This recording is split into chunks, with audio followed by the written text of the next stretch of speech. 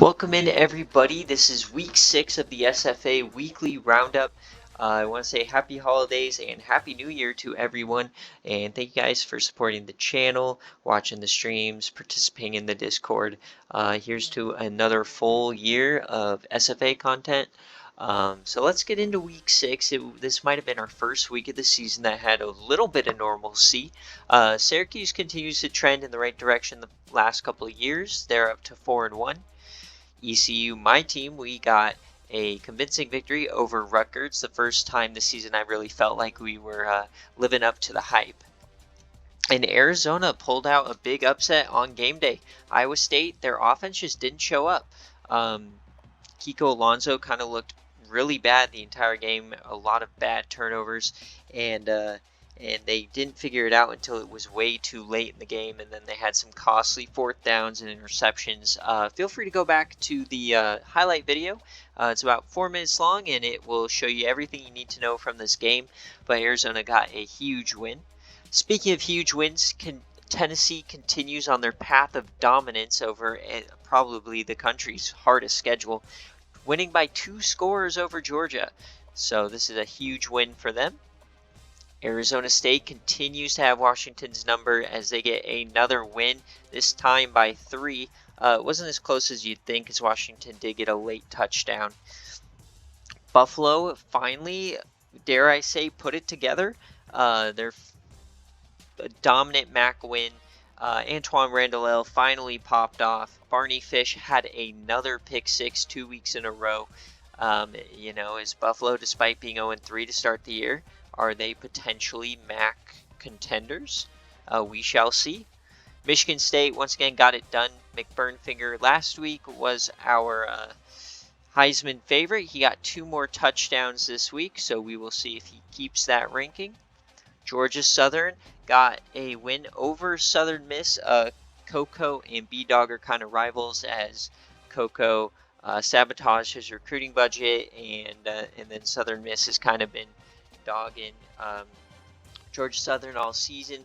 This game was super boring, though. Did not live up to the hype, and that's kind of what Georgia Southern wants to do. They kind of want to suffocate you with their defense, and then win a low-scoring, boring game. So they did their thing.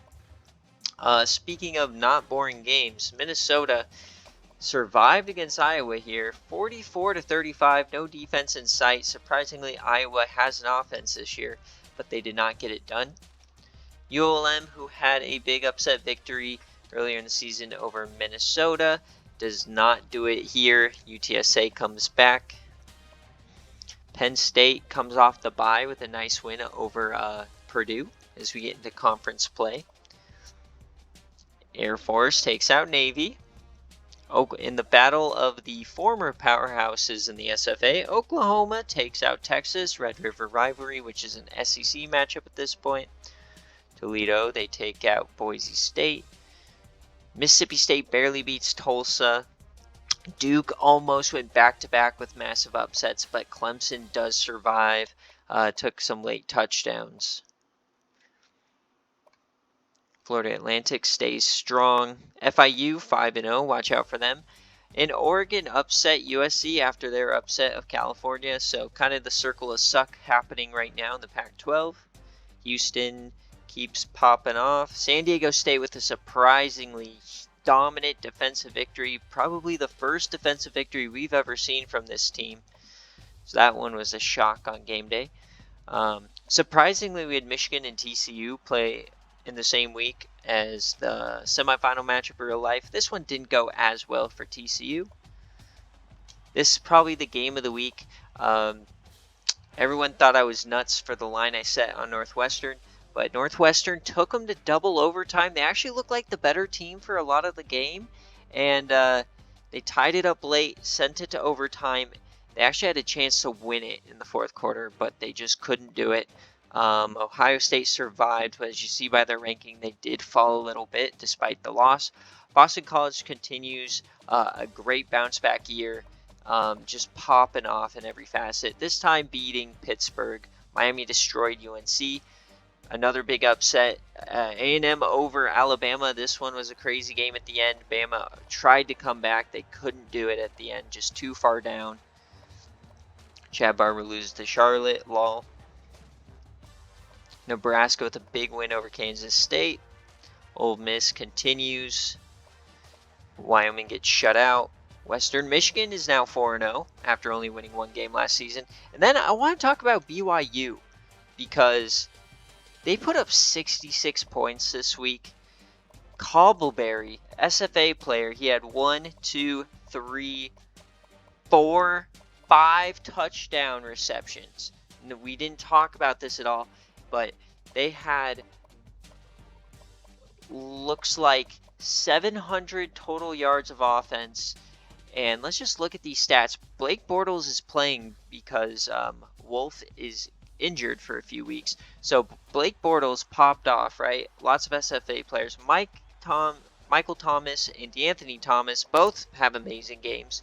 But the real story is Conover. He has 7 touchdowns, 600 yards, 5 of which to Dalton Cobbleberry, who had 14 receptions, 204 yards, and 5 receiving touchdowns in one game. That is just ridiculous. I really want to highlight that for you guys. I don't think I've seen 5 touchdowns in a simmed game for one wide receiver. Maryland, they took out Florida State. Colorado comes back against Texas Tech. I think this is the second week in a row Texas Tech has blown a late lead. Utah over Stanford. Kentucky lost a heartbreaker there. Cal gets back in the winning column. Coastal loses to Akron. Louisiana Tech shows their dominance. They're 5-0, and in number 12, everyone's loving them this year. So that's the end of the Week 6 games. Now let's take a look at the new polls, as this week I was able to get them in because we're past the holidays. You got Florida. Tennessee actually hops Ohio State. Minnesota jumps all the way up to 4. Ole Miss at 5. They're going to be upset about that one. Baylor still at 6. Boston College, ECU 7 and 8. Georgia, the top 2-loss team. Michigan State. Nebraska's undefeated. Louisiana Tech, Notre Dame, California, A&M, all the way from unranked all the way up to 15. Colorado, Kansas, Penn State, Alabama, another 2-loss team. FIU, undefeated. And then Houston, Arizona, and Northwestern. So this is the game day effect. If you get on game day and you get an upset, you're going to get boosted up in the polls by the coaches for sure. Now let's take a look at the players of the week. This year we had forced fumble, 2 interceptions for Gaines over here. And obviously we went over at the BYU quarterback, Jacob Conover. ACC Mark Liu gets it along with Gaines. Trayvon Boykin, 5 TDs for him. Garrett Green and Linnell Carr each had decent days. ECU sweeps up Bo Wallace, and then Surad Ward had 3 sacks in the game. JD Head of LA Tech is having a fantastic year. Cobbleberry and Henry Slaughter, we went over BYU. Barney Fish, his second pick 6 in 2 weeks. And then Jack Sayopek of Western Michigan, 6 touchdowns. Shane Daniels, 3 touchdowns for the wide receiver. Van Filligan had 8 tackles for loss along with 3 sacks. Richard Newton, 4 touchdowns on the ground. Eli Stowers, 4 touchdowns in their big upset win. And then the SFA player, INT for Tennessee. And Josh Trice had a fumble. And Geeter had 4 touchdowns on the ground.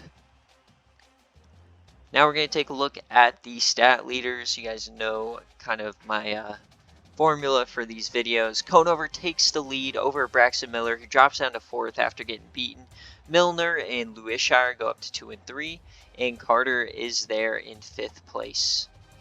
Goodwin, despite a terrible week as they could only muster 7 points, was able to keep the top spot. Porter from Northwestern moves all the way up to number 2. McBurnfinger is still there, but he's in threat of taking the lead. Godfrey from Army, and then Rocket Sanders from Arkansas is in 5th. Receiving, Boozler and Mike Evans are still 1 and 2. Hill goes up to 3. Perryman stays pat in the top 5. And Bradley from Texas Tech goes up to 5th place.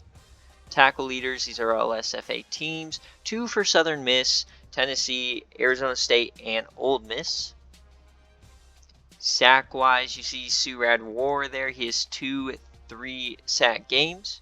A couple other teams there. Interception leaders, this hasn't really changed all of that much. And kicking leaders, kind of the same deal. Roberto Aguayo stays pat at the top. And now we're going to talk about the Heisman Watch first. So Heisman Watch, Binks McBurnfinger continues to stay at the top. He had over 200 yards, 2 TDs in a big win at Wisconsin. Johnny Manziel, he stays at number 2. He only had a little over 200 yards with 2 total TDs as well, so not really the best output for a quarterback. Eli Stowers is new to the top 5. Big upset win over Alabama. He had 4 TDs and 360-ish yards. Jalen Wright's kind of going down despite having a TD and about 160 yards. And Fitzmagic is going down as well despite having a good game. It's going to be a really tight race, especially with quarterbacks. If you don't keep up your production, you are going to fall fast and hard. So this definitely could be anyone's race. Could even be somebody who's not even in the top 5 right now. And finally, let's talk about injuries. This week, not necessarily a whole bunch, but definitely some impactful ones. So I'm going to start with ECU. My trenches are kind of getting hit pretty hard here. You got J.J. Watt, who is still out, but this week our left tackle, broken toe for Arnie Ronaldo, 3 weeks. That one kind of hurts. I don't have necessarily the best depth, but I feel like we should survive. Going over some more minor injuries here. We're going to talk about Utah. One of the wide receivers from their national championship run, Makai Cope, he had a couple fantastic plays on that run. He actually broke his tailbone for 5 weeks. Luckily, it's not necessarily a severe break of the tailbone, as he's only going to be out 5 weeks. Normally, they're out a lot longer with that injury. Vanderbilt suffers the loss of Amir Abdullah, the SFA running back. A bruised shoulder, but it looks severe as he's going to miss the better part of a month. That is definitely a tough loss. And now let's go to some major injuries. One guy, SFA player who struggled with injuries throughout his career, is Raheem Mostert out of Maryland. This time he's going to be out for 9 weeks. Luckily, he avoided any tendons being torn like the ACL, MCL, or the ligaments, I mean. It's only knee cartilage, but it's still going to be 9 weeks. He may come back for conference championships or the bowl game, but likely Raheem Mostert's career is probably over. And then a few more to talk about here. Not necessarily biggest injuries, but user injuries. Texas Tech gets hit by the injury bug twice in 1 week. Blake Schultz and Jason Hallmiller are both out for extended periods of time with a pec and an elbow injury. Obviously, Schultz is probably a lot worse of a loss than a 67 overall right tackle, but both still hurt.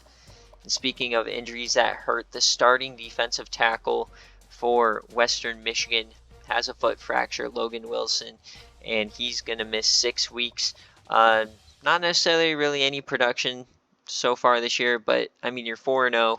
He's definitely been a part of it, so that's definitely going to hurt them here.